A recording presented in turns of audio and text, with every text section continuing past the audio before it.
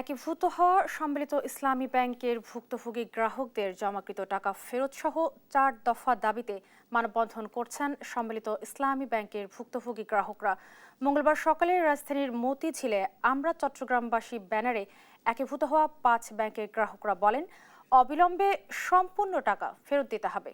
বারবার গভর্নর টাকা ফেরত দেওয়ার কথা বললেও এখনও টাকা ফেরত দেয়নি।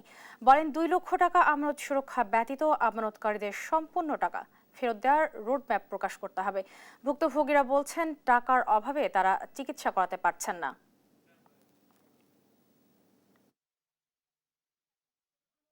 আমরা চাই অতি শর্তে আমাদেরকে বারবার এভাবে জবান না দিয়া আমাদেরকে রোডম্যাপ করে দাও, আমাদের টাকাটা কবে দিবে, কিভাবে দিবে। 2 লক্ষ টাকা আমানত সুরক্ষা ব্যতীত বাকি আমানত ফেরতের বাংলাদেশ ব্যাংক অনুমোদিত একটি লিখিত রোডম্যাপ প্রকাশ করতে হবে গেজেট আকারে।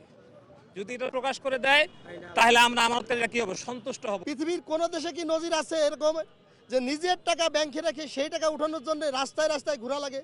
আমরা তো কোনো অনুদানের জন্য আসি নাই, আমরা কোনো বেতন ভাতা বৃদ্ধির জন্য আসি নাই।